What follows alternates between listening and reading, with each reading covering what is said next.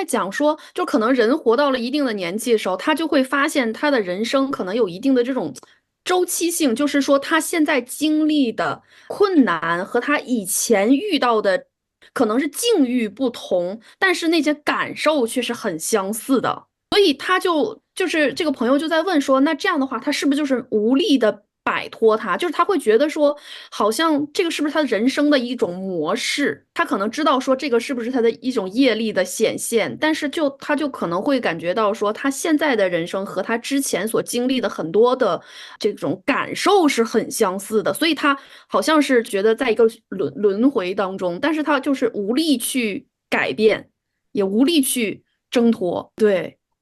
所以，比如说，你今天在，比如说去到伦敦的，你现在所在的这个伦敦的一个火车站，那嗯。这个火车站可能是10年前你去过的地方，所以你看到了那个地方，你知道哦，这是原来的那个地方，我在那边也就是可能喝过咖啡，在那边就是做过什么事情，去上班、学校等等，有这种记忆。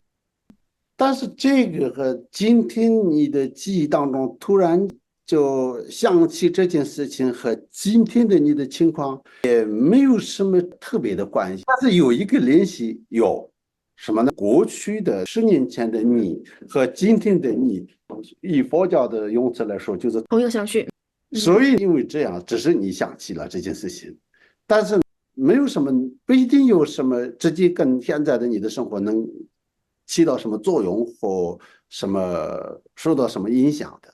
我这是一个比喻了，一样的，我们现在有时候突然间觉得过去的自己的一些经历和种种有关系的那种很清晰又说不上来的那种感觉，其实我也曾经有过，偶尔会有，现在也可能会有。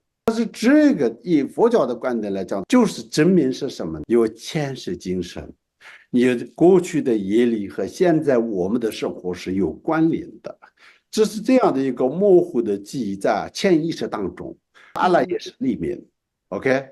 所以这样冒出来的时候，我们就是让我们想起这件事情和有一定连结的关系，但是又是说不上来的。嗯。这个本来没有什么能力让我们摆脱这个情况了，记忆的一个联想的一个过程，所以而我们就没有。没有直接关系。但是唯一的一个作用是什么呢？你透过这个记忆，你自己信因果，加的相信业力，用佛陀的教法去驱使因果。驱使的因果的意思，做好事嘛，尽量避免做不好的事情。恶业，断除恶业，累积善业，那这样逐渐，我们能够改变不好的业力了。这个我觉得是透过这个记忆能做的事情，就是这样。那师傅，如果说这样，就是这个也让我想到了一点，说这个是问题可能比较大，这个因果是怎么样去运作的？就比如说，我想要求事业，我就去五台山去求文殊菩萨，求完了之后就灵验了，大家就所有人都说很灵。之后，是，那是不是就是说我想要什么，我就要去求什么？他们是因和果是直接正相关的吗？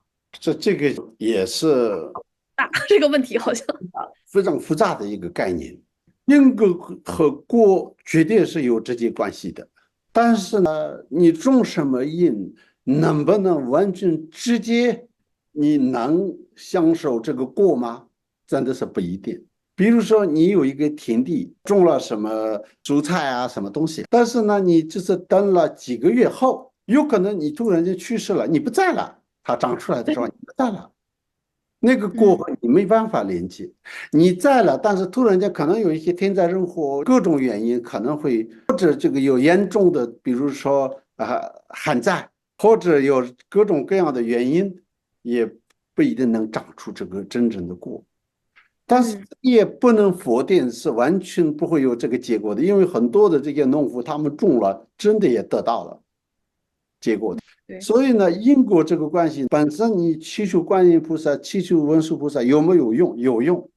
但是我在前面的回答当中也说过了，就是光靠菩萨的力量能不能完成一切事情？不能，因为也嗯。要靠自己的毅力、自己的信心，还有自己的福报，都是各种因素。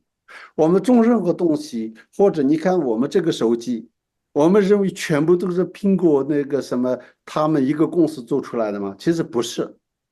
这个的外列的所有的链件和所有里面都有参与各种不同的公司。如果缺乏一个，可能是有各个不同的公司和各个不同的国家的都有的。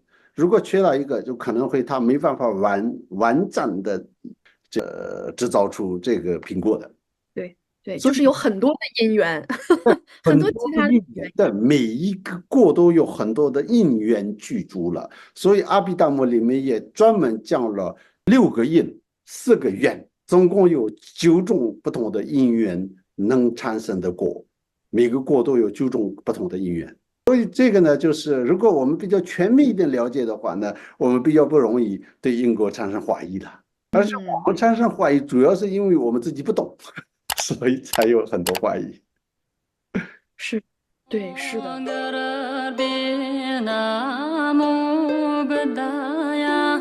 Namo Dharmaya